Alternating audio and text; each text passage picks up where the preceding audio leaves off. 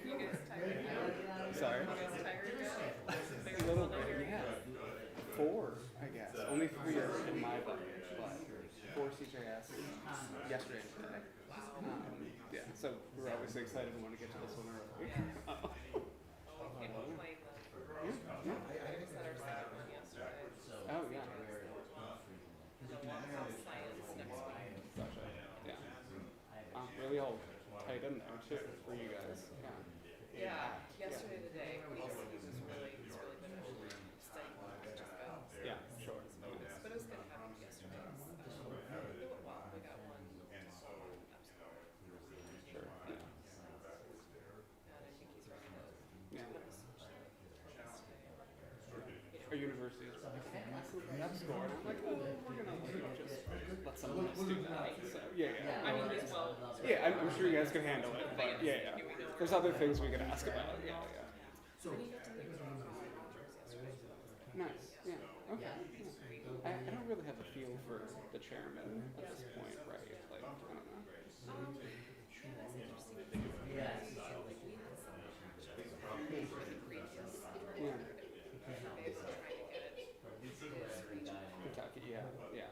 Oh, And okay. so I we wouldn't did have like guessed. yeah, we did that. So then probably back to 2017, but he's not been Yeah. this like Gotcha.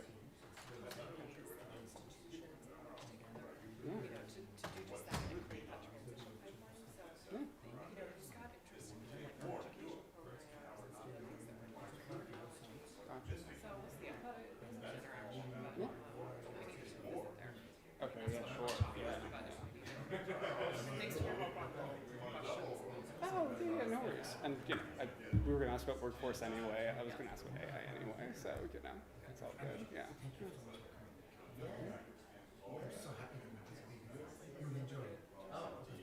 Well, you heard lots of numbers are coming? I mean, I know folks are going through. Sure, yeah. I think we're here the whole time, so, yeah. Do you guys have a stop at a certain point, or are you just here? Okay. Just nice. He's made it flexible, so yeah. Yeah.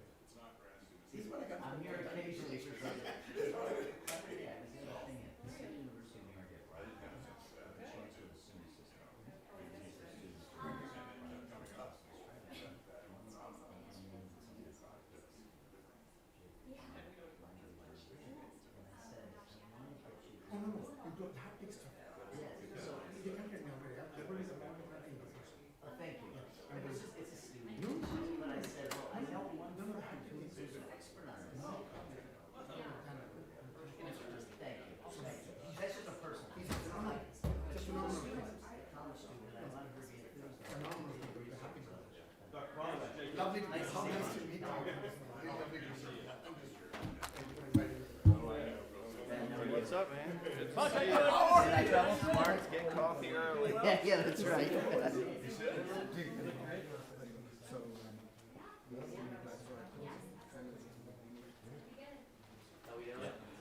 Hi, how are you?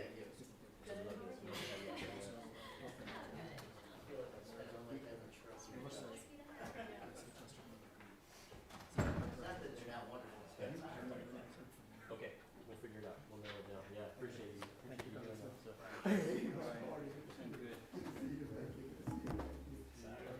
We're giving ATF a wild ride, huh?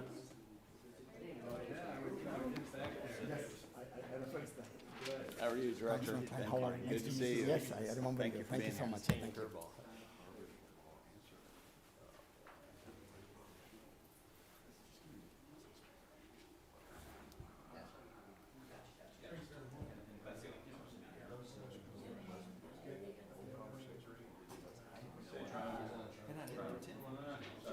Distinguished gentlemen, administrative clerk.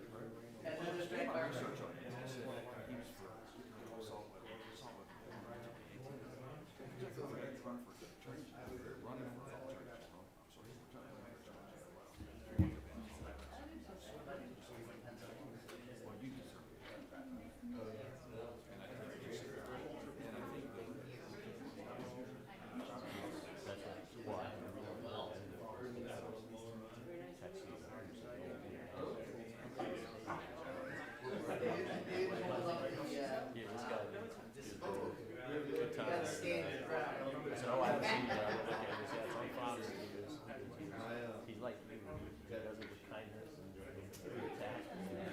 But it was very powerful. So I'll go take a look. But yeah, he goes, okay, I'll let you read the text. I forget. Now, so I showed you the text. Was it her when I left and she didn't? No, you're interested. The whole governor. Oh, I'm a governor. How I love governor. All right. Okay. Okay.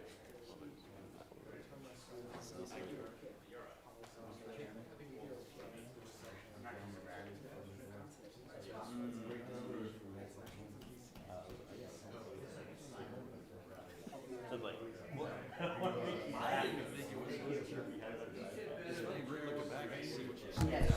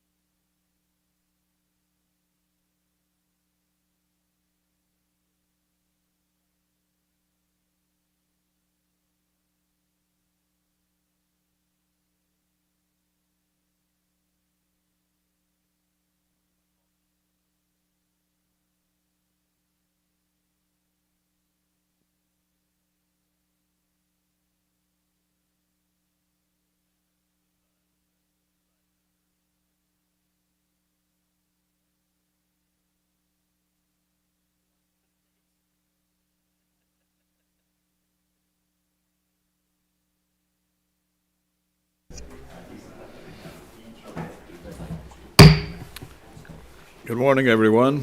Subcommittee will come to order. Without objection, the chair is authorized to declare recesses at any time. I want to welcome everyone to our hearing on the fiscal 24 budget request for the National Science Foundation. Thank you to our subcommittee members and to our witness, Dr. Poncha Trump,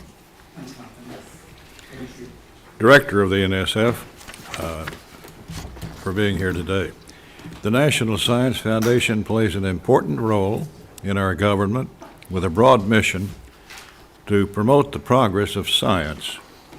Unlike other federal agencies that have mission-specific approaches to research, the National Science Foundation supports fundamental basic research from across the spectrum. This research is the foundation for the technological advances of the future. The fiscal '24 budget request for the National Science Foundation is $11.3 billion, an increase of nearly $2.5 billion, 28% over the fiscal year 2023 base discretionary enacted level. NSF also received over $1 billion in emergency appropriations in fiscal '23 and was recently reauthorized through '27 in the CHIPS and Science Act. Included in the '24 request is $1.2 billion for NSF's new Technology Innovation and Partnerships Directorate. Leveraging partnerships with industry is vital to the strength of America's research enterprise, and I look forward to hearing how these resources would bolster American competitiveness. NSF's work and support of American research has established the United States as the international leader in scientific and technology advancement. Despite this, our research enterprise is facing an immense challenge as China continues to invest in research and development at a staggering level. Even more concerning, China has increasingly focused its resources on basic research as it recognizes the potential for the advancements that can be made by investing in the fundamentals. We are at a critical time in the competition for American international scientific leadership and a free research enterprise. The Chinese Communist Party continues to employ devious tactics to steal American research and intellectual property, even going as far as enlisting U.S. researchers into its talent programs. NSF has been a leader in its response to these tactics, working with law enforcement, universities, and Congress to address these issues head-on. I'm interested to hear how NSF is working with universities to implement research security policies, as well as a government-wide research security strategy, a top priority in fiscal '24. I'm also interested in learning about NSF's plans to bolster American competitiveness through the STEM workforce. To meet the growing demands of industry and outcompete China, we must be reaching students across the country, including in rural communities. NSF has made great steps forward in this focus, and I'm particularly interested in NSF's plans for the EPSCAR program in fiscal '24. Let me recognize now our ranking member, Mr. Cartwright. Thank you, Chairman Rogers. I'd like to echo you in welcoming our witness, Dr. Panchanathan. Nice to have you back, Doctor, to discuss this time the fiscal 2024 budget request.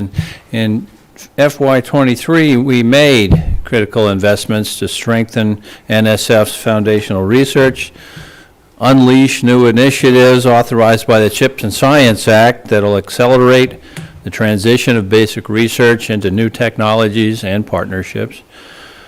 But this is only the beginning of what we need to do. You know, Democrats and Republicans don't agree on much, but one thing we did pass on a bipartisan basis was the CHIPS and Science Act last year. It was a commitment to strengthening America's global competitiveness by authorizing strong investments in American scientific enterprise into the future.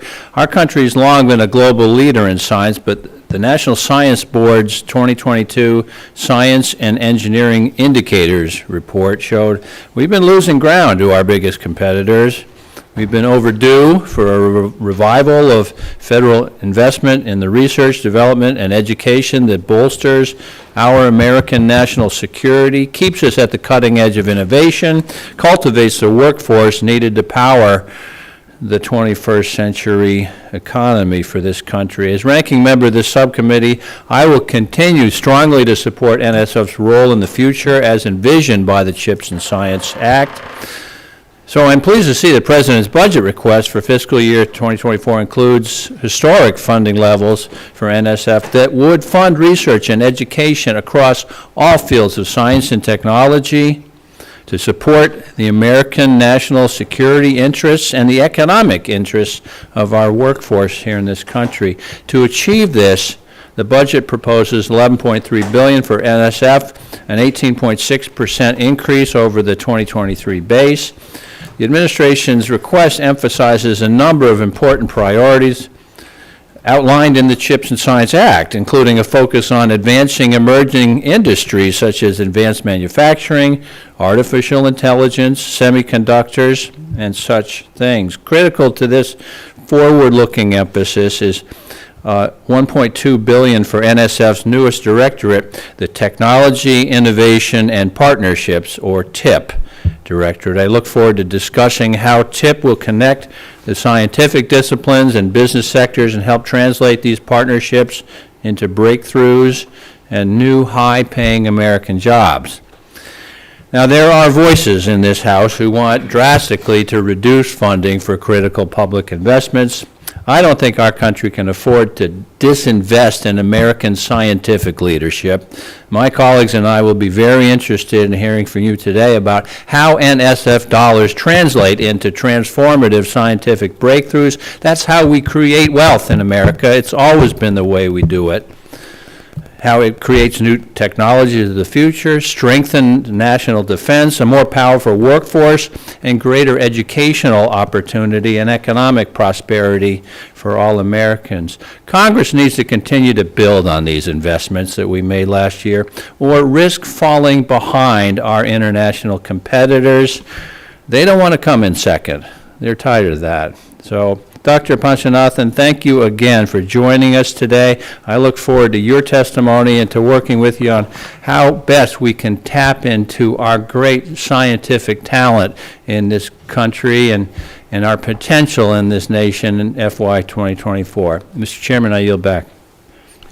Dr. Punch, welcome. We're pleased to have you before us for a few minutes. You're recognized for an opening statement. And without objection, your written statement will be entered into the record. I would ask that you try to keep your statement within 5 minutes so we can have more time for questions. Sir, you're recognized.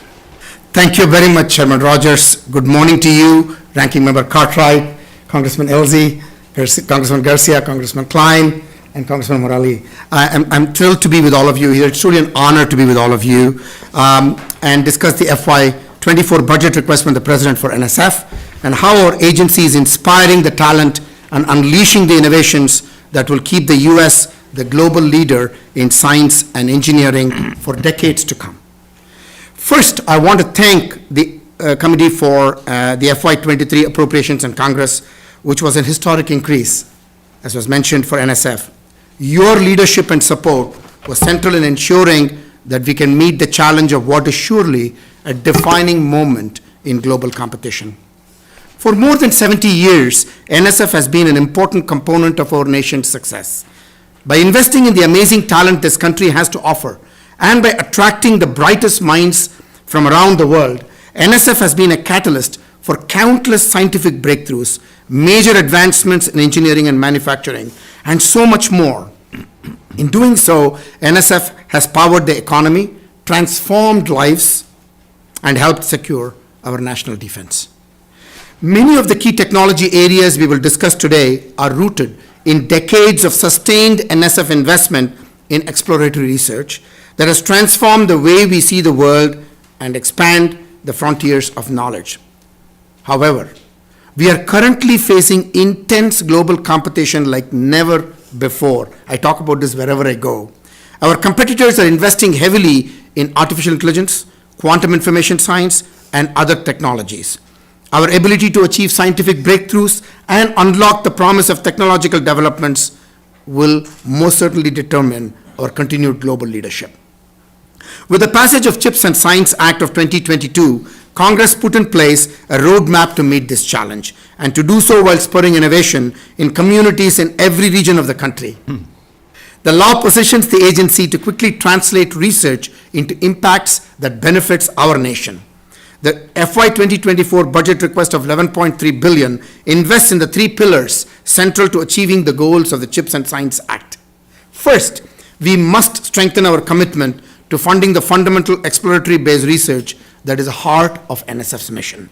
Second, we must realize the promise of the Technology, Innovation, and Partnerships Directorate, or TIP as we call it, and accelerate the nation's technology and innovation enterprise through investments in use-inspired technological and translational breakthroughs.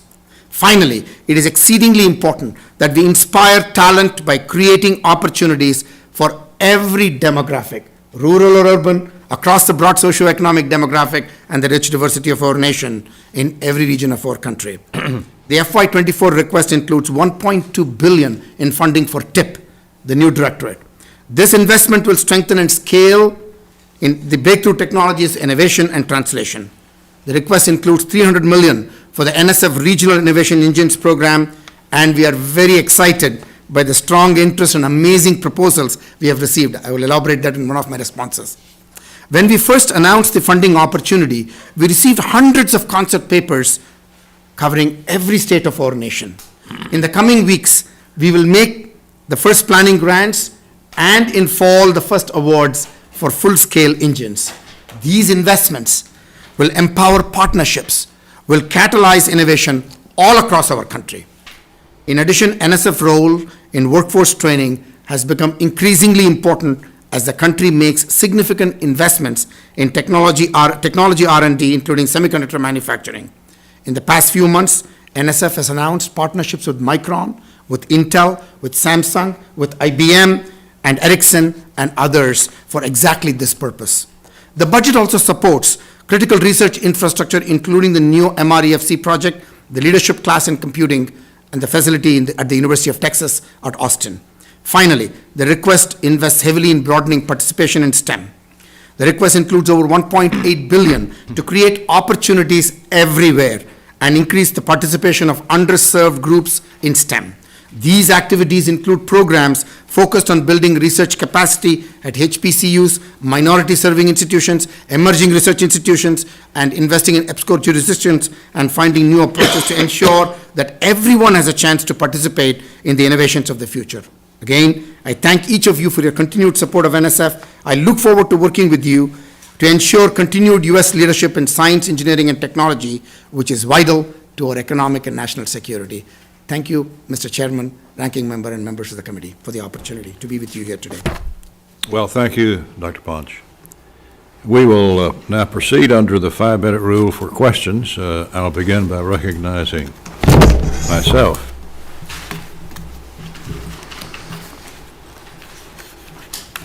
Yeah. Dr. Ponch, the CHIPS and Science Act reauthorized NSF through Fiscal 27 and provided authorizations for a new directorate, new programs, and new priorities for the agency. I want to ensure, though, that NSF is prioritizing long-established programs that have proven track records. In particular, I'm thinking of the EPSCOR program, EPSCOR. Reports have shown that EPSCOR has been a vitally important program for states that have not traditionally seen big scientific investments. EPSCOR has helped to spur economic development, improve STEM opportunities, and support research infrastructure in states like Kentucky. How does NSF plan to enhance the impact of the EPSCOR program through the increase in funding requested in Fiscal 24? How does NSF plan to meet the goals for the program that were included in the CHIPS Act, the CHIPS and Science Act? Thank you, Mr. Chairman. That's a very important question. This is something that resonates with what I was saying, and this is something that you will hear in broad terms of what I firmly believe in when I came to NSF, coming from a small state. Innovation can be anywhere, and opportunity should be everywhere. And so when we talk about EPSCoR states, in terms of unleashing the talent and ideas which are democratized and everywhere, as I mentioned in my remarks, what we are doing is asking the question, why is it that certain class of institutions in certain regions of our country are not as successful in the merit review process of NSF? And it turns out that those institutions don't have the resources. It's not that they are lacking in talent or ideas. They don't have the resources to be able to take those talent and ideas and put it in a form that transcends the gold standard merit review process of NSF through successful proposals. So when I came into the agency 2.5 years ago, I launched this new program, which is already launched, because everything I always believe should be done at speed and scale. So we've launched this program called Granted. Granted is a program which is a virtual research office available for any institution that does not have that infrastructure and therefore not able to put their proposals in a successful form, to have access to that resource so that those proposals will be successful and have the chance to transcend the merit review process and get invested in. That's just one program. There are many programs that we are ensuring that when we are talking about talent everywhere to be energized, let's take, for example, infrastructure programs. How might we have facilities and infrastructure made available across our nation so that students and researchers can get access to those facilities to be able to then do their research very well? This is the only way that we are going to inspire the talent. Chairman, we were talking about one satellite dish yesterday, how it transformed the Eastern Kentucky region. So this is the kind of thing that we need to make sure that people have access to these facilities. I was with Ranking Member Cartwright in Scranton, Pennsylvania. You go to these places, I travel all around, and I hope that all of you will welcome me to come to your districts too, because that's where the real action is. And I always say NSF is an enabler, is a catalyst, is an investor, investing your resources, the public resources that you are assigning to us, but we have to make real progress. So NSF is committed to ensuring that the EPSCoR targets are not only met, but we work hard to even exceed those targets. Thank you, Doctor. Mr. Cartwright. Thank you, Mr. Chairman. Dr. Panchanathan, as I mentioned in my opening statement, there have been voices calling for arbitrary cuts to 2024 spending to return to 2022 levels. That could mean as much as a 22% or more cut for non-defense discretionary programs. This kind of reduction to our investments in basic scientific research, technological innovation, and STEM workforce development would have serious implications for our country's global competitiveness. It also seems that those kinds of cuts would come at a significant cost to the security and economic growth of this nation. How, in your view, would America's ability both to stay at the cutting edge of global innovation and to compete with the scientific investments of our biggest international competitors be impacted by cuts of that magnitude? Thank you very much for asking that question, Chairman Cartwright, Ranking Member Cartwright. So I'll tell you that, we are at a very, very important moment in our nation's history. I mentioned this in my remarks. Our competitors are investing heavily in developing the workforce for the future, to creating the jobs of the future, to creating the industries of the future, and to spread the entrepreneurial spirit all across their nations. This is a moment that we need to make sure that we are energizing every bit of talent and ideas in our nation and not leave anything behind. Let me give you a concrete example. What will happen if we do not have this trajectory of increasing the funding? I'll give you some concrete examples. Right now, our nation needs to train 280,000 new workers in semiconductors and microelectronics over the next 5 years to keep pace with the rest of the world. A reduction of 22% would preclude NSF from being able to reach the estimated 10,000 individuals in FY 2024 alone, threatening this goal of the long-term competitiveness in semiconductors and other key technologies. Just one example. I often talk about semiconductors as we are now putting, if I can use this word, Band-Aid in terms of what we let go, right? We cannot let that happen in AI. We cannot let that happen in quantum. We cannot let that happen in advanced wireless, in biotechnology, advanced manufacturing. We cannot let that happen at all. And that requires sustained investments in not only basic research, which I can give you many examples of what that it does and where we are today because of that work, but it is also about what we are doing into the future. Let me give you another concrete example. If we did not have this investment growth, we will not be able to invest in the National Quantum Virtual Laboratory, which would essentially be the way in which we will translate the quantum great work that we have done in quantum basic research into the industries of future. And somebody else will take our work and build those industries of the future. And we don't want that to ever happen. We should not let that happen. I'm going to ask you to compile other examples and circulate those to the committee, because obviously you don't have time to go through all of the ways those cuts could hurt. And I'm going to return to that theme, but I want to jump to astronomy for a moment. The National Academy of Sciences Decadal Survey on Astronomy and Astrophysics 2020 included as a top priority for ground-based astronomy a recommendation that NSF invest in the proposed U.S. extremely large telescope projects, including the Giant Magellan Telescope. The survey recommended a target for completing external review in 2023. Now, last year for fiscal 23, we on this subcommittee provided up to $30 million for NSF to support the design and development of astronomy facilities recommended in that decadal survey. Can you update on NSF's work to advance the priorities articulated in the decadal survey, both in general and as it relates to U.S. extremely large telescopes? So the decadal survey has given us tremendous inputs in terms of the priorities that the nation needs to place in terms of research infrastructure. We are very grateful for that. We have taken those recommendations seriously, and inside the NSF, we have been having a lot of discussions with that, as well as with the National Science Board in terms of prioritizing those. And so these are happening as we talk about the process that is the scientific part of the process that NSF engages in.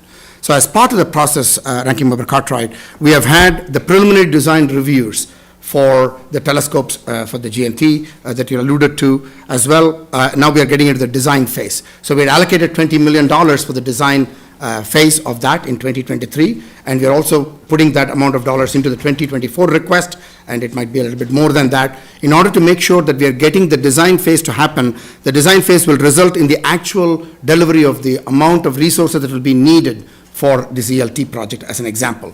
So when it comes about, clearly we are going to be working in partnership with you, the administration, in order to see what might be the kinds of resources that will be needed to be able to put this in play. And so we'll be communicating with your staffers to you to make sure that we're keeping you appraised of the progress every step of the way, and to ensure that we are, and this is a national security issue, if I can put it that way, because our competitors, again, are investing heavily in these instrumentations and facilities, and they're trying to take over the leadership position. So we need to be, we have been in the vanguard, and we need to not only be in the vanguard, but accelerate further in terms of what we need to do. So I look forward to the partnership with all of you. I look forward to your support, because we cannot do this without. Thank you, Dr. Panchanathan. I'll have some more questions later, but do keep us informed on adhering to that decadal survey recommendation. Thank you. Yield back. Mr. Klein. Thank you, Mr. Chairman. Thank you for joining us, Director. You're aware this country's $32 trillion in debt, correct? You're aware that the President's budget proposes trillion-dollar deficits as far as the eye can see, correct? Yes, I do. Okay. Yes, I do. What is the increase that you're asking for in percentage? The percentage increase for NSF relative to, I mean, you're talking about the President's budget request? Mm-hmm. Yeah. So it is 18%. 18%. Do you provide any offsets for that increase? Offsets, suggested ways to pay for an 18% increase when we're running trillion-dollar deficits because of the fiscal mismanagement of the last Democrat majority. Representative Klein, the only way I'll address this is this is an investment into our future. This is an investment in our jobs. This is investment in terms of our technologies and the emerging industries of the future. Yeah, the last majority likes to talk about investments, and their investments resulted in inflation hikes, interest rate hikes, bank crises, and continued suffering by the American people. So I'd rather you replace the word investment with spending, because it's much more intellectually honest. But let me get to this CHIPS Act, which had a lot of holes in it, and actually has proven in the past that just throwing money at a problem doesn't necessarily solve it. So while I agree that the idea behind this new TIP directorate may be worthwhile, I'm concerned that the legislation didn't do enough to strengthen our ability to compete against China. Director, did the legislation incorporate language to require that all intellectual property that's developed through the NSF is prohibited from being transferred to any foreign entity of concern? So basically, as you know, the intellectual property is not owned by NSF. The intellectual property is owned by where the work gets done, whether it is industry or academia, and academic partnerships that the chairman was referring to in his remarks, the strong academic partnerships with our intelligence agencies. So we work very closely with our intelligence agencies. Okay, but the answer is no. It didn't. No, I'm just saying that it is a process that they are working to make sure that this intellectual property is conserved. I came from an institution, Representative Klein, that I can speak about. I know, but I've got to keep going, so. No, I came from an office. And so in that, we were very, very particular about making sure that we are not compromising our leadership position as a nation. So everyone is sensitized now to be very careful about how they transact intellectual property. Okay. With respect to the Confucius Institute, the legislation didn't even impose an outright ban. It provided for a waiver and wouldn't even take effect for 2 years, correct? The waiver's not going to even take effect for 2 years. No, in terms of the law, it's very clear. If there are people who are being funded, who still have Confucius Institutes, then you cannot fund those institutions, and we follow the law, basically. Did the legislative language include as a condition of receiving funds, language to ensure that an institution of higher education that receives the funds shall not accept funds from the People's Republic of China? I think that's what the law says in terms of Confucius Institutes. It does not say that with respect to China. I'm talking about the Confucius Institutes that you referred to. I'm pretty certain about that, but we're also making sure, again, institutions are waking up, Representative Klein, to making sure that, there are not back doors through investments, through foundations and others that is done, and they're sort of tightening all those loops, which is being taken advantage of by our adversaries. And finally, did the CHIPS Act with respect to the NSF provisions include the potential for sanctions for IP theft among other offensive and defensive measures? So basically, in terms of the NSF process that we have, the Research Security Strategy Policy Office, we have essentially any transgressions, it's reported immediately to the Office of Inspector General. I work very closely with the Office of Inspector General. I have monthly meetings to make sure that we have examples. I can cite those examples. I know the time is short, but I'm happy to do that in terms of the number of debarments, number of things that we have taken the money back. So we do take action when we know that there are activities that's unacceptable in terms of transacting with our adversarial competitors. Are you aware that the NSF was mentioned in the Twitter files as an entity that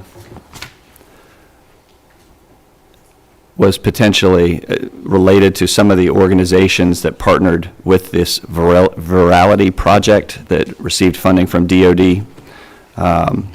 The project that began in February 2021 called for the creation of a new government agency to focus on misinformation and disinformation. DHS backed down from the creation, but some of the organizations that partnered with this project received funding from the NSF.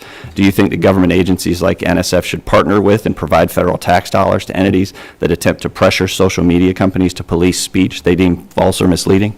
I just want to make this very clear, Congressman, that we are not curbing free speech. We don't get into into any of those. What we're trying to do is, let's take AI, for example.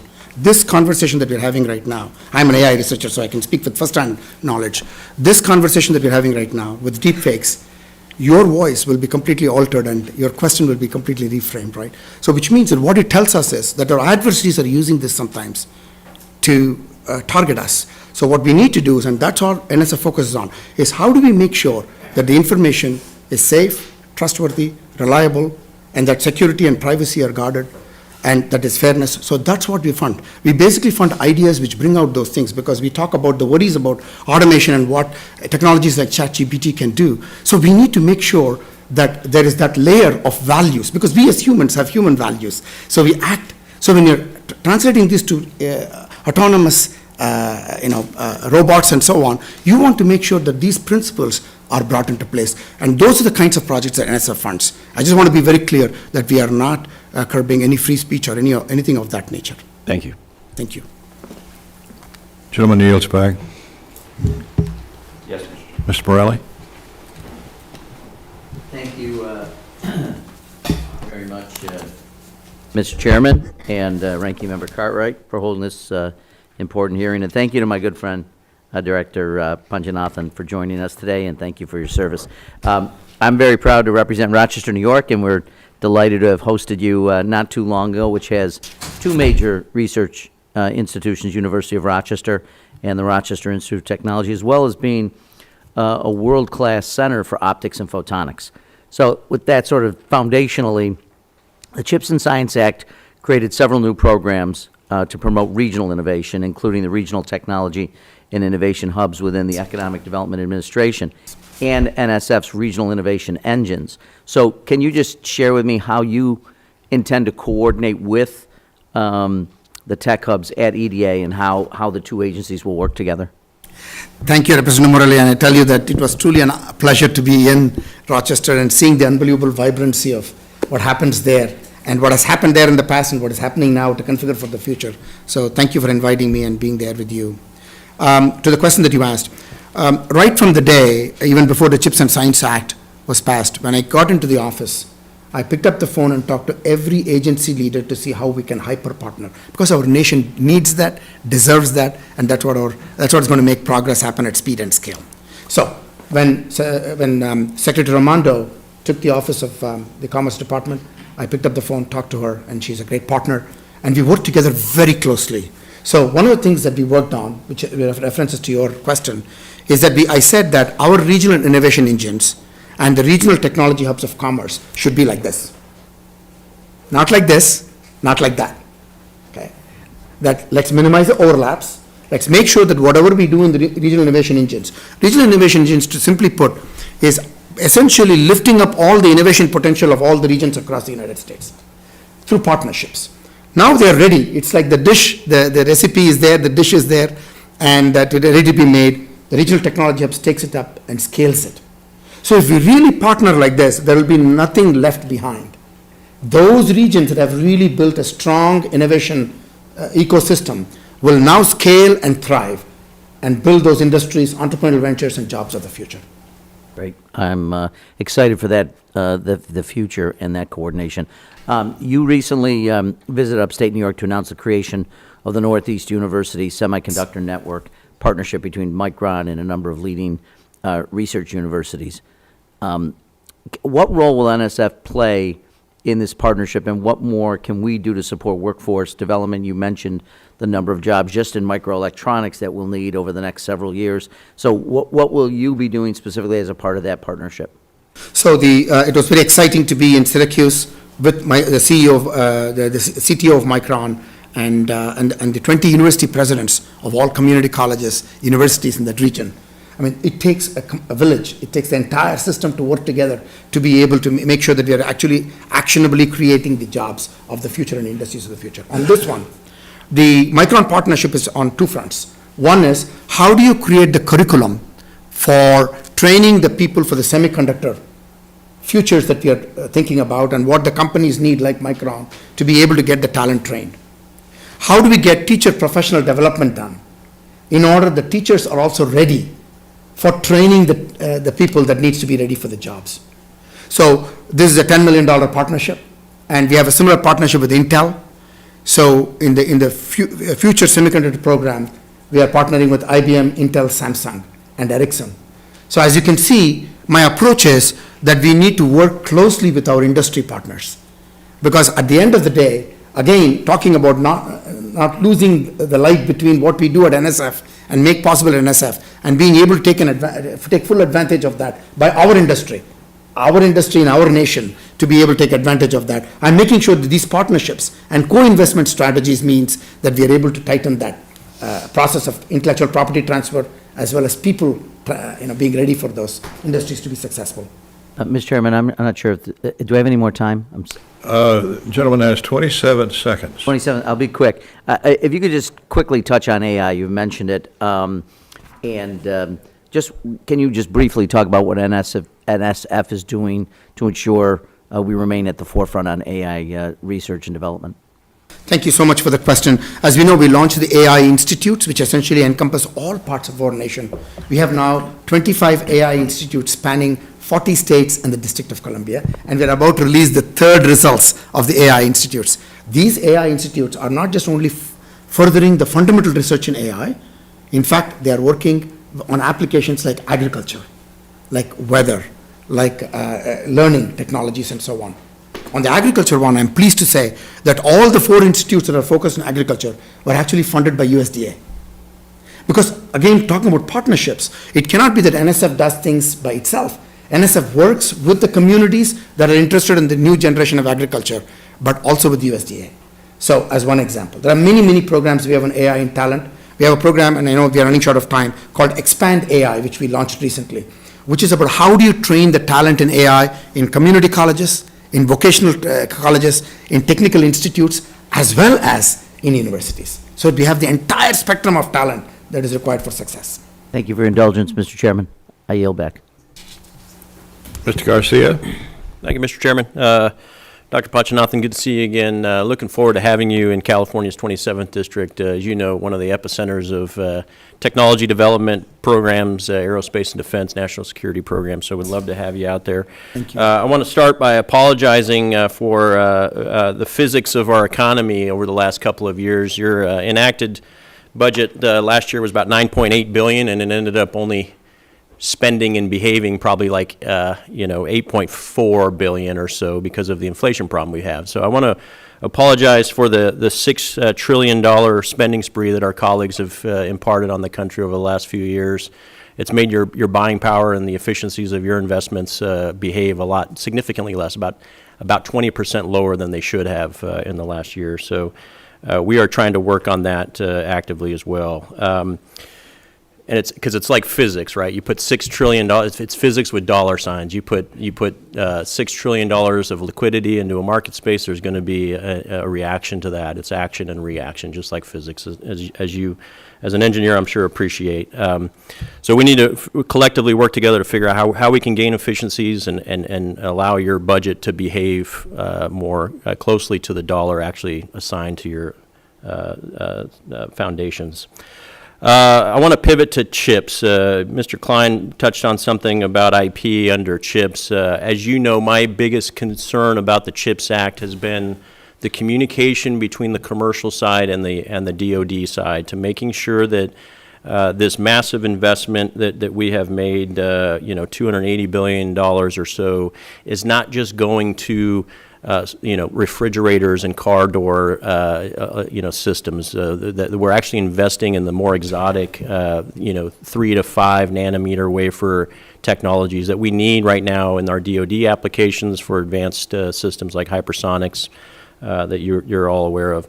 What is your role in making sure that the commercial entities are talking to the DoD equities that have a stakehold in this massive program? And how do you ensure to Congress that we're not just getting sort of 1 or 2 off design points that fit the commercial market needs but end up having no applicability to DoD? I supported CHIPS Act for the right reasons, but I did it under the auspices and conditions that whatever we spend money on the commercial side is cross-decked into the DoD programs. Talk to your role in that. I'm a skeptic of all things that get too big, right? Big government, big companies, big media, big party machines, big bills, big spending. I start getting very dubious of those things, but it's people like you that I trust, especially as an engineer, to make sure that we are executing these things. So how is that role going so far, and what do you plan to do to make sure that CHIPS is executed under the light that we expected it to be? Thank you for that question, Congressman Garcia. And with your background at Raytheon, you clearly understand the engineering reason for convergence with engineering. Let me tell you about what we are doing at NSF. We are partnering very closely with the DoD on the chips and semiconductor effort. We are part of a chip steering committee, myself, Secretary Raimondo, and Deputy Secretary Hicks. We are all part of the chip steering committee, implementation committee. So we meet on an ongoing basis, but even more importantly, our folks that are sort of building the CHIPS programs are all constantly conversing. This is not even a weekly conversation. It's almost like daily conversations on two fronts. First, as you rightly point out, that the dual use that you refer to is that what we are doing is we are building this where we are protecting our national defense and national security priorities and objectives. At the same time, where appropriate, we are also taking advantage of those innovations to be able to do that for industries of the future that are focused on civilian applications. So we're doing both at the same time. So for example, the Semiconductor Commons investment in the DoD and the National Semiconductor Technology Centers, NSTCs of Commerce, and the various engineering research centers, science technology centers, as well as our workforce development programs of NSF, we are making sure that we are hyper-partnering on all of that. So that we are not doing things, duplicating things. We are not cross-leveraging, which is what you're referring to. Make sure you're cross-leveraging things, that we are not leaving the needs of one behind while you're pursuing the others. So we are really working very closely with one another. And the Office of Science Technology Policy is also making sure that we are highly coordinated in terms of moving forward in this regard. So in that regard, not to cut you off, but do you have a team that is dedicated to that mission? How many folks are actually? So we have a CHIPS implementation team in my office, in the Office of Director, which has, at the leadership level, all the appropriate directorates, Engineering Directorate, Computer Information Science Engineering Directorate, Mathematical Physical Sciences Directorate, and others, all working together as a leadership team. But then we have got, in addition to that, people. So if you were to, take a number, I would say about 20-25 people in the agency are involved in this. Okay. But at the leadership level, we have about 8-10 people who meet on a regular basis every week. Okay. They meet in the agency to make sure that the cross connections with the other agencies are working. And what I do is, if they tell me there is something that is being stalled, I pick up the phone and I immediately talk to make sure that we are removing those barriers. Because you heard me say, since coming in, one of the things that I keep repeating is speed and scale. This is the moment for our country for speed and scale. So nothing should come in between that precludes us advancing at speed and scale. Right. So I do everything, and my partners do the same. So it's a really, for example, our Undersecretary Heidi Shue and I, we have regular meetings. That's what I was going to ask. Okay, good. Yeah. Very good. Speed is life. Thank you, Doctor. Thank you. Ms. Meng? Thank you, Mr. Chairman, and Director Panchanathan. Welcome back to our subcommittee. It's great to see you again, and I hope to join, to have the honor, distinction of joining my colleagues and hosting you in our district as well in Queens, New York. Would love to have you. Pleasure, yes. This moment in our history requires American leadership, which is why last year Congress passed the CHIPS Act that President Biden signed into law. This included a new authorization for NSF that, if appropriated, would supercharge your budget to $81 billion over 5 years. And building on this momentum, Congress also appropriated nearly $10 billion for NSF for fiscal year 23, which, according to you, was the largest dollar increase of all time and the largest percentage increase in more than 2 decades.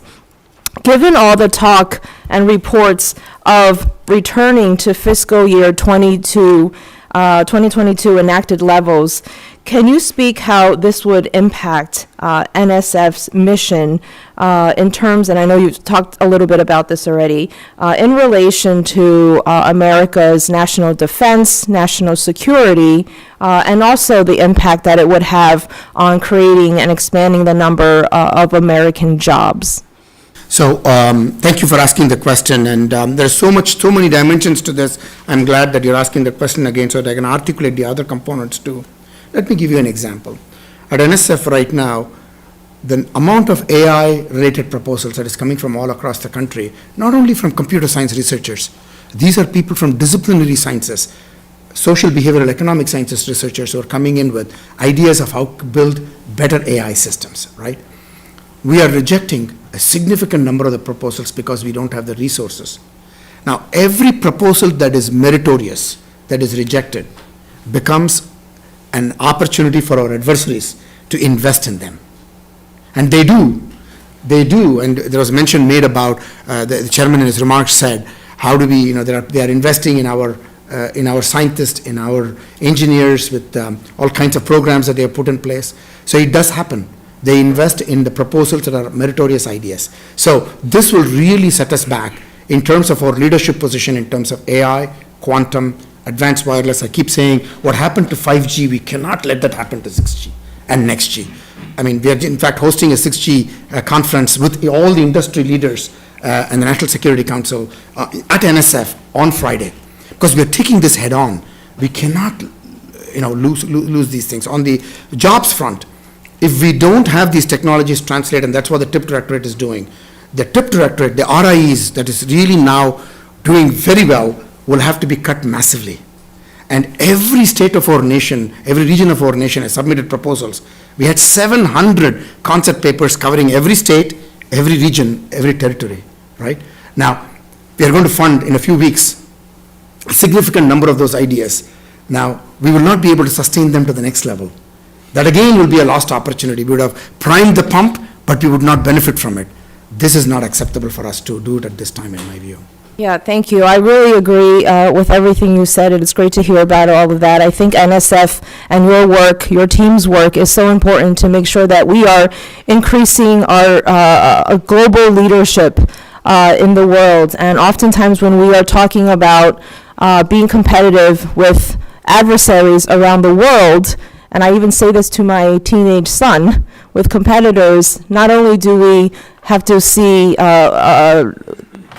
weaknesses of other adversaries, but we must make sure we're doing everything we can to make sure that we are competing on a level playing field and putting our country in the best position. I just want to show off a little bit with two of our higher ed institutions in our district in Queens, Queensborough Community College and Queens College, which is part of the CUNY higher institution education system. For example, these schools have more computer science majors in New York than Columbia and NYU combined. Nothing against Columbia or NYU, but we just want to show off the students in our district. And you talked about private-public partnerships with industry leaders, and was wondering if there were any plans for any sort of projects like that, maybe in Queens, New York City.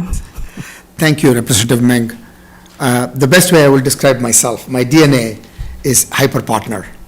If there's one word that I will use, because I believe partnerships make possible possibilities, possibilities make possible progress, progress makes possible prosperity, the 4 Ps, okay? So, therefore, every opportunity I have with industry leaders, the first thing I talk to them is how can we work? And you bring up an excellent point. I talked to the chairman yesterday about this also, is there are communities all over our nation, everywhere, particularly rural areas. The community colleges are the ones that serve those areas. And they are sometimes the feeders to the world-class research universities that you referred to, that you referenced, which is very important. But at the same time, they are the ones that train the people, the skilled technical workforce that we need. When I talk to people in industries in quantum, for example, they will tell me quantum requires a lot of skilled technical workforce people, in addition to PhD researchers, graduate students, and undergraduate students. So where do they get trained? In Queens Community College, right? So this is what NSF is focused on through our ATE program, through our TIP Directorate. We are focusing even more in terms of community colleges and vocational colleges, as well as in terms of the minority serving institutions, to bring them all of the talent to work for our nation. You're absolutely correct. The best way of outcompeting any nation is to bring every bit of our talent in our nation fully to work for us. Time of the gentlelady has expired. Mr. Elsey. Thank you, Chairman Rogers, Ranking Member Cartwright. Dr. Ponch, thank you for being here today. In these hearings that we've been having over the last month, there are very few leaders that I've seen that have come to sit before any of the committees that I'm on who have such widespread respect that you do amongst members here. It's very clear that you're passionate about this subject, the security of this country, and us continuing to be the preeminent scientific nation in the world. So thank you for what you do. Thank you. Let's talk about China. China's been openly stealing American research and IP for years, emboldened by the open nature of our research enterprise. So I'd like to ask about the Research Security Strategy and Policy Office established at NSF, and what funds does NSF plan to allocate to the setting up and structuring of that office in '24? Thank you very much, Representative Elsey. Good to know you, and I hope that I will have a chance to come and spend time in your district too. This is a very, very important topic. I think we have really started to put this together. When you talk about partnerships, all of us are converging together, understanding the threat that we are facing right now in a much more intentional way. Let me start at the top. At NSF, we work very closely with the intelligence agencies, law enforcement, and have a strong partnership with our Office of Inspector General. I meet with her every month, and whenever we need, we talk to each other, so that there is nothing that slips between the cracks. Okay. Now let's talk about the Research Security Office that we talked about. We hired a few years ago a Chief Officer for Research Security Strategy and Policy. Her name is Rebecca Kaiser. She's become a leader in this area because of her partnership and respected enormously, and therefore NSF is seen as a leader, and we're working with other agencies, and most importantly, industry and academia particularly. Because the work, as you know, happens in all the universities in Texas, all the universities across our nation, so we need to make sure that we are ensuring that the partnership with the universities is how we are going to make sure that we are going to, safeguard our interests. And as part of that process, education and removing ignorance is a very important part of that. So we're spending a lot of energy in terms of making sure that we're training people, working with the institutions. And at the same time, we are also trying to see what other new ideas we can foster through research and research security. And finally, we are also making sure that when things cross the line, then we make sure that we refer them immediately, appropriately. So these are things that we need to do to maintain a tightly integrated system. Okay. And we have research analytical tools. Okay. We expect people to disclose everything, conflict of interest and conflict of commitment. And we have our technology tools to make sure that there is a way in which you can verify that too. Perfect. Thank you. Okay, so the second question is, we've talked about the CHIPS Act, and yesterday we had a Commerce Committee hearing on this subject, and national security is thrown about greatly. Mike Garcia and I flew in Iraq together flying a Super Hornet, a fantastic aircraft. He's a fantastic pilot. He's not here, so I'll tell you he's better than I am. I wouldn't say that in front of him. But he was in that job because he was the best. And when we are talking about national security and the defense of our nation, I don't care what anybody's name is or what they look like, that they're the best. When you're landing a carrier on an airplane on an aircraft carrier, it only matters your merit and your performance. I just making a statement here that some of the things that have come out of Commerce, who are implementing the CHIPS Act with you, have had to do with some social issues, such as any applicant requesting CHIPS of $150 million or more provide a plan for access to child care for facility and construction workers. I'm just going to tell you right now, I'm not interested in that. We are here to appropriate money for the CHIPS Act for you, for NSF, to get our country ahead. The other stuff, do not put that under the umbrella of national security. So that's kind of my admonition for your agency going forward is national security is national security. It's merit-based, and we want the best to do it. So since you're a computer guy, I want to ask you about AI. Yeah. Can I answer, make a comment on the previous one? I just want to say, Congressman, that NSF does not fund anything that does not transcend the gold standard merit review process, which all our competitors are envious of. I like that answer. So there's nothing that gets funded without the gold standard merit review process. Got it. Okay. So AI, you're a computer guy. I got 30 seconds left. Should there be any limits on what we do with AI and from this body, from the U.S. Congress? I think, we should never slow down the progress of AI, because this is going to be impacting us in every part of our life. Okay. We need to make sure that our investments, of course, we need to make sure that we are protecting the things that we need to protect, safeguard the things. We need to develop things that are going to be responsible, keeping in mind safety, privacy, accountability, explainability. All of that needs to be done. I'm not suggesting that they are not done, but we need to at the same time making sure that we are leaping forward in terms of our AI work. Okay, I just want to make sure that we don't lose control of this rocket ship that seems to be taking off very, very quickly, and it's a concern of many people. Thank you. My time's expired. I yield back, Mr. Chairman. Thank you. Thank you, Representative. Mr. Eppersberger. I also agree. You've done a great job.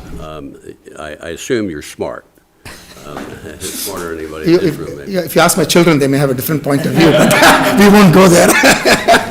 But, we have a lot going on in this country, and our job here is to appropriate monies and find the best way to do it. And when you're talking about defense, it's a different issue because it's a dangerous world. And, I really like the fact that you when you came aboard, you are going not only in the active within the United States and what you're doing, but you're going international with our allies. And I think that your program in going international has really come a long way. And I'll give you an example of going international, just what's happening in Ukraine right now. And the United States was mostly involved, spending most of the money. People weren't really that much involved. Other countries weren't that much involved. Now that we've organized and we have the other countries coming in, and the Germanys and France and the European people, but also the people in other parts of the world, I said, we're moving ahead because we're coming together as a team, and that's important. And I'd just like to speak about established allies, how this teamwork is working, and once you get them involved, like Germany, they put a lot of money in since they see the results. So I just want you to talk a little bit about that. Representative Wurzberger, I can tell you that this is a very important point that you're making, because in our interest to address the adversaries, poaching into some of the things that we are doing in our nation and benefiting, inappropriately, we want to counter that with forming unbelievable partnerships with nations across the globe, and I call them like-minded nations, nations that share our values and aspirations. What do I mean by that? Nations who believe in transparency, reciprocity, respect for intellectual property, and research integrity. So at NSF, if you have noticed the number of partnerships that we have established globally, in fact, if I would say, the people that are visiting NSF, ministers and science agency leaders from across the globe, every other week you will have somebody visiting us, because our like-minded partners, we are trying to see how we can partner very closely with them. I was in Australia recently, and we launched projects with the country of Australia in responsible AI. In critical minerals, we are talking about what we might do together. And in terms of clean energy, what we are going to be doing together. And I'll leave with one last example. We launched a new global centers program, which is Australia, UK, and United States and Canada. The four of us are working together on clean energy as a portfolio, climate and clean energy as a portfolio. So these are things that we're moving forward at the same time, because I think such partnerships is what makes us leverage each other's expertise and do better for all our citizens. You're doing so much in the science and other areas. Do you ever touch on some of the more poorer countries in the world? Yes. And use your expertise with other countries? Correct. And the type of grants or money, can you give us an example of that type of program? So, as you know, Congressman, we don't give money to any of our partners out. We invest money only in the U.S. researchers. Right. The countries invest in their own researchers likewise. But we have partnerships with almost, you can imagine in Africa, in Southeast Asia, countries which are not as prosperous as you suggest, that the countries which are still trying to make it. We have a number of programs with those countries also, but that's led mostly by the scientists from our country partnering with scientists from those countries, working on problems that is going to be useful for, let's take, for example, clean energy, what we might do with the clean energy projects in Africa. So those are the kinds of projects that we do fund. Okay. Well, how much time do I have?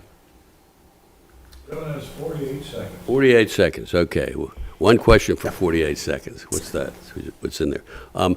As far as China is concerned, it's probably, in my opinion, it's our biggest threat. They have a lot of money. They have a lot of people who work in your field.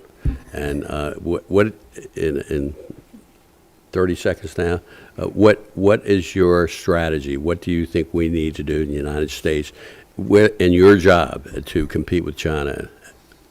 So there are a couple of things. First, we want to make sure that our fundamental research capacities in AI are unleashed at the fullest scale. That's what the AI institutes are doing, all the basic investments in AI is doing. I just want to make sure that AI of today is because of 5 to 6 decades of NSF investments and other investments, of course, that we are here today. So we want to continue building that robust base. We're also investing in translational work that takes the AI ideas and applies it to various applications and learning from the applications to build better AI solutions. Third, how might we take the industries of AI and partner with them? So we partner with Google, Amazon, you name it, right. Small and large partners. Finally, how do we build the entrepreneurial ventures around AI for the future? NSF is involved in all of them. And it's all partnership, in my opinion, between government and business. That gives us the Government, advantage. business, yes, exactly. Yeah, Go back. absolutely. Thank you so much. Mr. Trillin. Thank you, Mr. Chairman. Director, thanks for being here today. We appreciate it. The opioid epidemic continue to take a heavy toll on our communities across the nation. Over 80,000 lives lost last year directly to fentanyl. To address this crisis, we understand we have to look at the underlying factors contributing to addiction and develop prevention strategies, treatment strategies. How's NSF supporting research efforts to better understand the opioid epidemic, and what resources and partnerships could make your job more successful, and also then hit on how you work with other agencies like NIH? Cheers. Thank you so much for asking this question, Representative Trone. It was a pleasure talking to you some time ago, and I just wanted to say that we are continuing what I said that we were doing to work on this, and I just want to elaborate that. We support a broad portfolio of research aimed at understanding, because we need to understand the basis of all of this in addition to creating solutions to address the problem. So you do fundamental use-inspired research by bringing together, because this is not a single directorate of NSF, it's multiple directorates of NSF coming together. In this case, in opioid research, we have our biosciences directorate, Computing Information Sciences Directorate, Mathematical Physical Sciences Directorate, Engineering Directorate, Social Behavioral and Economic Sciences Directorate. All of them are working together, and they're working together on the following things.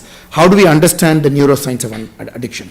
Let's go to the basis of what it is, understanding the neuroscience of addiction. How do the illicit supply networks, the role of the illicit supply networks in allowing access to opioids, how do we cut them? Right? And the secondary effects of the opioid crisis on families, because this is a very, you understand this really well, and the use of technology to combat the opioid epidemic and provide alternative, non-addictive therapies for pain. So we are working on all of these with bringing the assets of what we are doing together.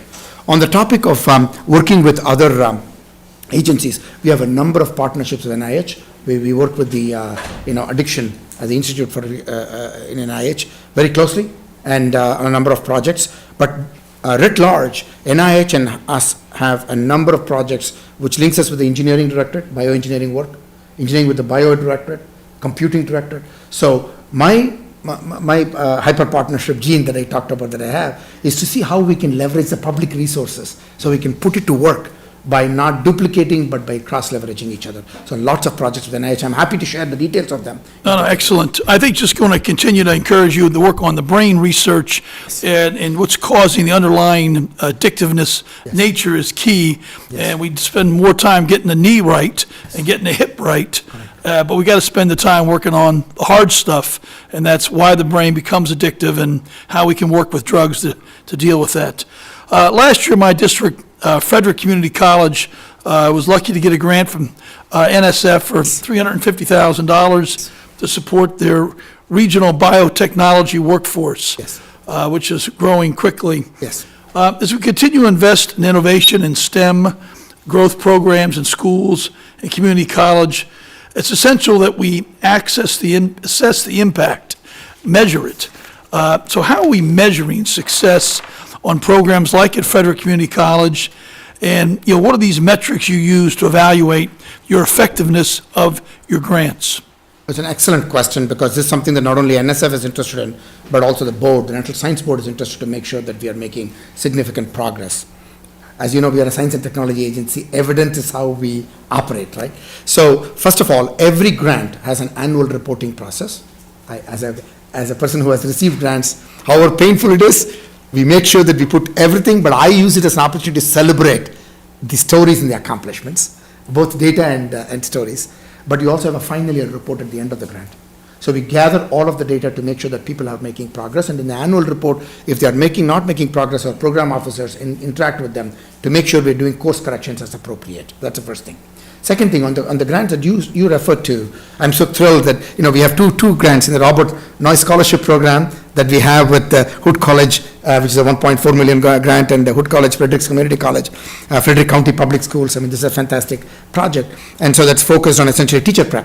So, which means that what are we doing in terms of delivering on high-quality STEM teachers, because they are the future, in terms of inspiring the talent that we need, STEM talent that we need at scale. And on the workforce needs, you refer to the Montgomery College's biopharmaceutical technician education program, which is on cell and gene therapy credentials, which is fantastic. Again, we look at, are they producing the workforce needs that is being targeted by the proposal that we fund? Are they delivering on that? And partnering with industry to see that they are getting what they need in order for them to be successful. As a small business owner yourself, you know that at the end of the day, if we don't have the talent, we will not be able to do the things that we need to do. It's not just the big companies, it's every small company. In fact, they are the ones that probably fuel many of the jobs in our country, so we work with them.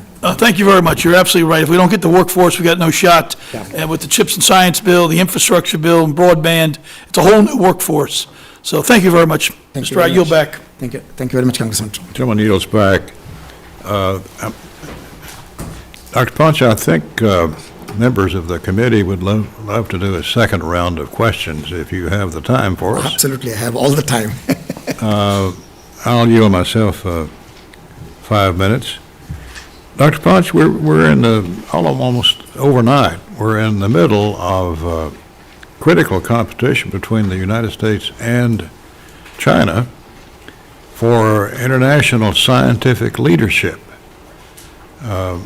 NSF has a vital role, obviously, to play in ensuring the American research enterprise remains the gold standard worldwide. I want to ask you about your competition. How do you rate China's research capabilities of late? They are substantial, no question about that. But when you look at the investment that China has been making over the last decade, it's almost like 10% increases every year. Okay, and I'm assuming the data is correct. It's very hard to verify, but I'm just saying that based on the data that we are able to get, it's almost at the rate of 10% of increases. Inflation adjusted, ours is about 4.1%. And so there's a very clear focus in training the talent, creating the industries of the future, as well as building the fundamental discovery, including investment in infrastructure. So they are really on a track as a significant competitor. But I would say that our innovative potential in the United States is latent in everything that we do, every aspect of what we do. So that's why all my passion for the last hour and a half, and since I have taken this role, or even before that, has been how do we make sure that latent talent, ideas, and innovative potential is exercised to the fullest degree. I'm confident that when I used the word investment, it was with the following objective in mind. I just want to be very clear about that. This is an investment because the jobs are going to then return the investments that we are making through taxes and so on. So it is a real investment. It is not like it is sent somewhere and you don't see the results at the end of the day. It's an investment because it empowers every citizen of ours to be able to deliver their fullest potential. So I therefore think that this is a moment, Chairman Rogers, that we cannot slow down. We have to. This particular thing has to be speeded up, scaled, and I came to serve in this role, sir, because I'm deeply committed, because I've seen this work in the state that I came from, Arizona, how it works, and I said, by God, we have to do it in our nation. Well, if enthusiasm is a part of our weaponry, I think we're well armed. Thank you. Thank you. Congratulations on Thank you, Mr. Chairman. a good year. Thank you. We've got budget difficulties up here on the Hill, and that has to play a role in what we help you with or without. So thank you for your service, and Thank you, Mr. Chairman. thank you for the great job that you're doing. Thank you, Mr. Chairman. As you know, the Astro 2020 Decadal Survey highlighted the importance of NSF investing in major infrastructure projects, such as the extremely large telescopes. Your budget request is a little over $1 million for potential future participation in the U.S. Extremely Large Telescope program, and $20 million for the design and development of the Astro 2020 projects. If funds are appropriated in '24, how will that advance this project? Mr. Chairman, as I was saying earlier, what we're doing is we are in a design and development stage in relation to the various astro-decadal priority projects. A couple of them, like the extremely large telescopes, are clearly a priority for our nation.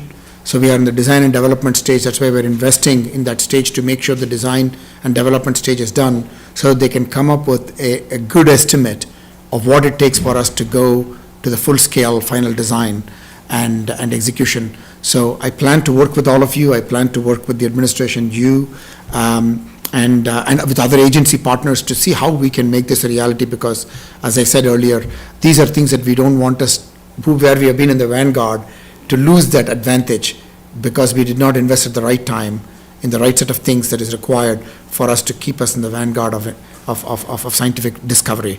So I'm very, very committed to that. NSF is very committed to that. We want to make sure that these projects that Astro Decadal has recommended, that we are processing them through the NSF processes with the National Science Board and others, but also the process of working with all of you at the same time to get the necessary resources to get this to reality. As I said to Chairman Cartwright, Ranking Member Cartwright, we will be working with your staff, and we will make sure that we are keeping you posted in terms of where we are moving with the latest. And you can always ask us any questions. We are happy to answer them and explain to you where we are. So happy to partner with you on this, and we need that partnership. Thank you. Mr. Cartwright. Thank you, Mr. Chairman. Director Panchanathan, Mr. Trone made the point very well that I intended to make about how we don't have the workforce for chips and science, and we're counting on folks like you to help us develop it. Please devote your enthusiasm and your enormous work ethic, if you will, on that problem, helping this country develop the workforce to fill those semiconductor jobs we need to do. And to put a finer point on what Mr. Trone was talking about, I want to turn to the other piece of STEM workforce more traditionally associated with NSF, scientists and engineers who need years of graduate and postgraduate education. How does the NSF request prioritize cultivating our scientific domestic talent, recognizing the financial barriers to pursuing advanced degrees? How is NSF encouraging and investing in STEM graduate students? Thank you so much for asking this question, Ranking Member Cartwright. Let me tell you, when I've started increasingly talk about NSF in the following way. NSF is about people, people, and people. Let me explain that. It's about people who have phenomenal ideas in the discovery as well as in translational work that we invest in, because those are the people that bring out the amazing discoveries like the black hole, as well as discoveries that lead to companies like Google and others. So that. Second, we are also investing in people because we are making sure that the talent that is required for the future is trained in all our institutions. You talked about how are we getting ready for the workforce. To just give you a concrete answer on that, the partnership with Micron and Intel was intentional. And the co-investment strategy was also intentional, because when we co-invest, there is a joint commitment to delivering the workforce that is required in specific areas where we need to outcompete. At the same time, we are also investing, NSF's investments in graduate research in terms of funding research experiences for undergraduates, REU programs, graduate programs, postdoc programs is significant. But we're also trying to make sure that we're increasing them. For example, our flagship graduate research fellowship program, GRFPs, we are proposing in the 24 budget an increase in the size, and also to the point that you made that we need to increase the stipends to make it more attractive for people to want to take this as something that they want to do, assuming that's what they want to do. That's the second people. The last people is how do we unleash the entrepreneurs? Unleash the entrepreneurs. These students who are doing amazing work, I've seen this firsthand, my students starting companies. How do we unleash them everywhere? So people, people, people. Very good. I want to bounce over to security of research. We have the NSF Inspector General has identified mitigating threats to research security as one of the top 8 management and performance challenges facing NSF. We've had some members touch on China stealing our technology. The budget request says NSF spent an estimated $10 million on research security strategy and policy activities in FY23, $7.5 million more than the agency requested for that year. For FY24, NSF is asking for $13 million and proposing a research on research security funding program. Question is, how has NSF's workload related to research security activities increased over the past couple of years? The research, clearly the workload has increased, but I just want to draw attention to the following. We partner with OIG, as you said, very, very closely. I cherish that partnership. Yep. And they have the role to do, we have our role, we have our lanes, but we work together. And to make sure that we are protecting everything that needs to be protected in this situation. On the investments that we are making on the research security strategy policy, we have additional FTEs that we have proposed for them to be able to do the things that they need to do. But even more importantly, I don't want that there is one office alone that is responsible for this. I want the entire agency sensitized to the importance of research security, that all of the personnel that are involved are sensitized to that they are doing their part, so that these folks, that the additional FTEs alone will not get it done, but we need the culture permeating the entire agency. So we are working on both fronts, so the collective FTE, if you want to look at it, the power, the human power that we will have will be much more than what will be reflected in just the crisp directorate office funding. I could talk to you all day, but my time's up. Yield back, Mr. Chairman. Thank you. Ms. Ming? Thank you. NSF has longstanding programs to support specific geographies in the U.S., especially the EPSCoR program. Yes. The CHIPS and Science Bill enacted provisions that will notably grow EPSCoR, potentially, though, at the detriment of emerging research institutions in different geographies that don't share the EPSCoR designation. To prevent that outcome, the law says that NSF should ensure that emerging research institutions not located in those specific jurisdictions are also supported. Director, can you discuss what NSF is doing to carry out that provision? Representative Meng, I'm so glad you asked this question. It is not a zero-sum game. I just want to start off by saying this. Because if we had done that, we would not have done justice to every talent that is everywhere. So let me give you a concrete example. We have to make sure that the EPSCoR state's talent and ideas are energized to the fullest potential. That's why these guidelines that we have been given to us in terms of the CHIPS and Science Act, we have to not only meet them, as I said, we have to exceed them. So let's talk about the emerging research institutions. The program that I referred to, the granted program, is not just for EPSCoR states, because these are programs that the Queen's Community College, for example, says, I want to write a good proposal because I have a great idea, and you pointed to that. And I have a great idea because I'm working with this company now in this workforce development idea that I want NSF to fund this for me. But the problem that we have today in our institutions is the Queen's Community College would not have the research infrastructure to write a good proposal that transcends the merit review process that I was referring to, right? So how do you do that? It is not that the idea is not good. It's that it has not been presented in the form that competes and outcompetes. So the granted program is essentially so that it might provide that facility, even though the institution may not have the capacity, that the granted program provides that capacity for the institution to exercise that idea in a competitive form. So it is applicable to emerging research institutions all across our nation, in addition to institutions in EPSCoR states. I hope that clarifies that. Yeah. Thank you. I appreciate that. I yield back. Yes, thank you, sir. I just wanted to get your thoughts on something. There's been a lot of talk about AI. People have suggested because regulatory public policy standards haven't been set that there should be sort of a pause on AI, which I find both unrealistic as well as wrong-headed. I mean, there's enormous potential in literally every dimension of science, every discipline in AI.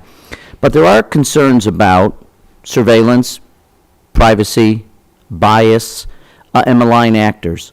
So can you just give us thoughts? I wonder whether it's possible to establish international standards, how you would monitor them, what requirements could we do to protect everyone from those malign actors, from those negative issues? And I'm sure you have thoughts on it. I'd just be curious to hear them. No, thank you so much for the opportunity. As I said earlier, this is a complex problem, and let me talk about this problem. Take 30,000-foot view first, and then come to it. One of the things that we have done in many of these technologies is we have put the emphasis on the technology a priori, without factoring in the social, behavioral, economic, human components, humanities, and arts, inspirations, modulating how we build the technologies of the future, right? Because at the end of the day, if this is going to, work with the humans, augment the humans, you want to make sure that that human element is factored in, the behavioral component, the social component, and all of the components that we think are very important. So here we are. We have done this, and so what we are doing is we are doing several things. One, at NSF, what we are doing is we are looking at every topic that we are engaged in and encouraging a lot more interdisciplinary engagement. So if you look at our Computing Information Sciences and Engineering Directorate, or the Engineering Directorate, or the Bio Directorate, or the Geo Directorate, they are a lot more working now with our Social Behavioral Economic Sciences Directorate. This is the crown jewel of NSF, the Social Behavioral Economic Sciences Directorate, that they are working together, and they are encouraging, therefore, the communities to work together.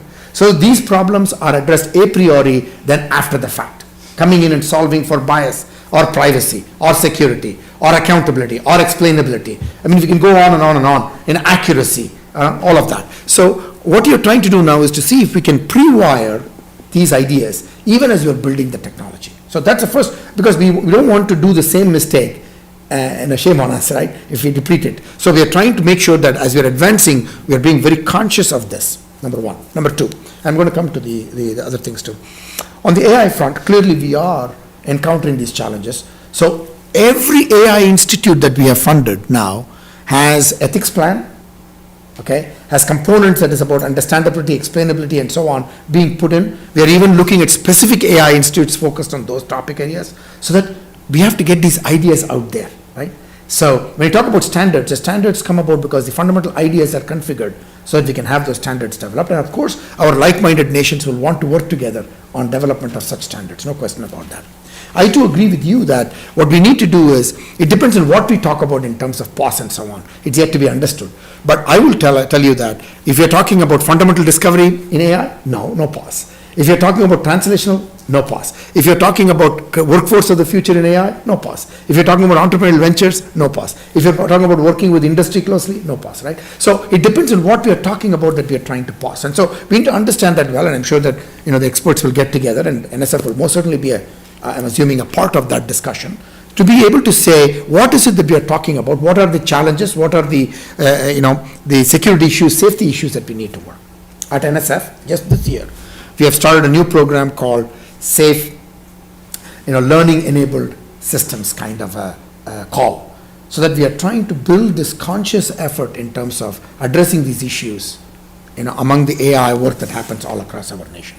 And more importantly, sensitize our students, who are the future workforce, on these topical areas. So I hope I've given you a comprehensive. Well, I'm looking forward to our next conversation, so we can expand upon this and can continue to rely on your judgment and thoughts. Thank you, Mr. Chairman. I yield back. Well, this concludes today's hearing. Dr. Ponch, you're an engaging witness. Thank you. And a great leader of this very vital part of the federal government. So thank you for the work that you're doing. Thank you for being here with us generously today. Without objection, all members will have 7 days to submit additional written questions for the witness or additional materials for the record. And with that, this hearing is adjourned. Thank you very much, Chairman, Ranking Member, and members of the committee. I really appreciate the chance to be with you all today.